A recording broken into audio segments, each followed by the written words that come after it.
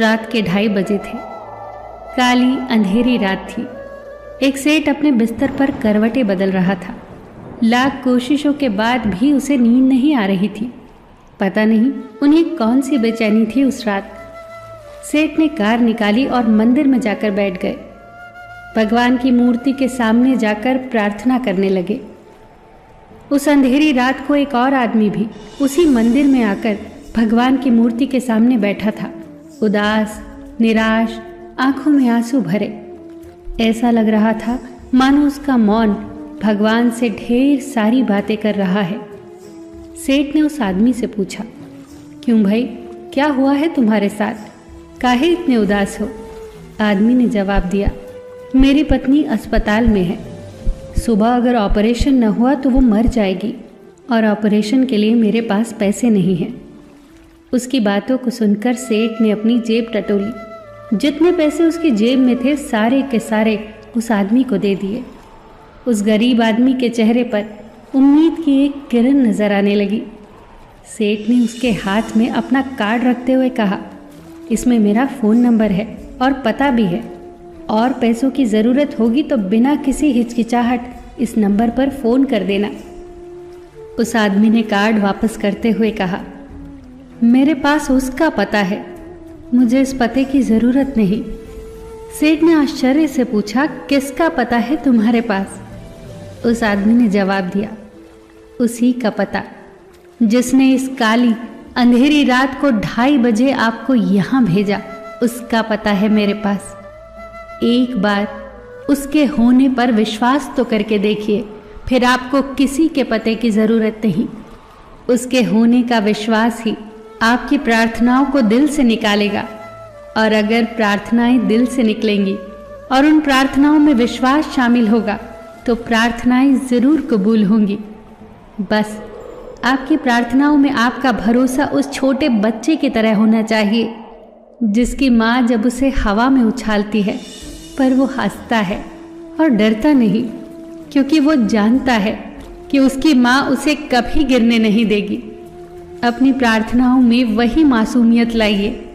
प्रार्थनाएं जो विश्वास से सराबोर होती हैं वो एक मानसिक तस्वीर बना देती हैं जिस पर आपका मन रचनात्मक रूप से प्रतिक्रिया करने लगता है।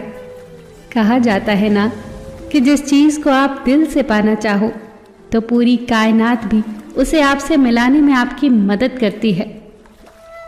बाइबल में कहा है, मांगो और तुम्हें मिल जाएगा, खोजो और तुम पा लोगे, खटखटाओ और तुम्हारे लिए द्वार खुल जाएंगे। आपको पूरे विश्वास के साथ प्रार्थना करनी होगी, पूरे विश्वास से मांगना होगा, तभी आपको मिलेगा। प्रार्थना करना सिर्फ एक मानसिक कर्म है, पर विश्वास उस मानसिक कर्म को मानसिक तस्वीर में बदल देता है। उन चीज़ों को घटते हुए महसूस करो जिसके लिए आप प्रार्थना कर रहे हो, तभी प्रार्थना पूरी होगी, तभी प्रार्थना कबूल होगी, तभी उसे स्वीकृति मिलेगी। और कहा भी गया है कि एक तस्वीर 1000 शब्दों के बराबर होती है। एक बार की बात है, रामपुर नाम का एक छोटा सा गांव था। 4 साल बीत गए थे। रामपुर में बारिश की एक बूंद तक न बरसी थी। धरती तरस गई थी, लोग बेहाल हो गए थे। सब लोग ईश्वर से प्रार्थना करते, बारिश कर दे मेरे मालिक, धरती सूख रही है। उस गांव का एक किसान रामू एक दिन पूरे परिवार के साथ प्रार्थना में बैठा, जिसमें उसकी पत्नी, 6 साल की बेटी मुन्नी और 4 साल का बेटा राजू था। रामू हाथ जोड़कर भगवान के सामने बैठ गया। रुंधी हुई आवाज में आंसुओं को आंखों के भीतर छुपाकर बोला, सुना है, भगवान बच्चों की बहुत जल्दी सुनता है। चलो हम सब मिलकर ईश्वर से बारिश के लिए प्रार्थना करते हैं। सभी अपनी अपनी तरह से प्रार्थना करने लगे। मुन्नी मन ही मन भगवान से कह रही थी, मेरे बाबा बहुत परेशान हैं, आप तो सब कुछ कर सकते हैं, हमारे गांव में बारिश कर दीजिए ना। पूजा के बाद सब लोग उठ गए। रामू कुछ काम से बाहर जाने लगा। आप कहाँ जा रहे हैं बाबा? मुन्नी बोली। बस खेत तक ही जा रहा हूँ मुन्नी, बाबा बोले। बाबा रुको, अपने साथ छाता तो ले जाओ। मुन्नी दौड़कर भीतर गई और खूंटी से टंगा छाता ले आई। छाता देखकर रामू बोला, अरे मुन्नी, भला अब इसका क्या काम? शाम होने को है, धूप तो कब की जा चुकी।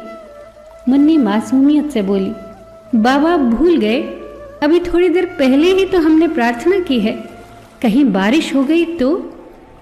मुन्नी का जवाब सुनकर रामू तो स्तब्ध रह गया। कभी वो आसमान की तरफ देखता, कभी मुन्नी के मासूम चेहरे की तरफ। उसी पल उसने महसूस किया मानो कोई आवाज उसे कह रही हो, प्रार्थना करना अच्छा है, लेकिन उससे जरूरी है इस बात पर यकीन करना कि तुम्हारी प्रार्थनाएं सुनी जाएंगी और फिर उसी हिसाब से कार्य करना। हम सभी प्रार्थना करते हैं, पर अगर प्रार्थना में विश्वास न हो तो प्रार्थना सिर्फ शब्द बनकर रह जाती है, केवल एक मानसिक कर्म बनकर रह जाती है। प्रार्थना में विश्वास रूपी रंग से मानसिक तस्वीर बनाओ। उन चीज़ों को होते हुए महसूस करो जिसके लिए आप प्रार्थना कर रहे हो, तभी प्रार्थनाएं सफल होंगी। फिर मिलेंगे दोस्तों अगली वीडियो के साथ। तब तक के लिए अपना ख्याल रखना और हमेशा मुस्कुराते रहना।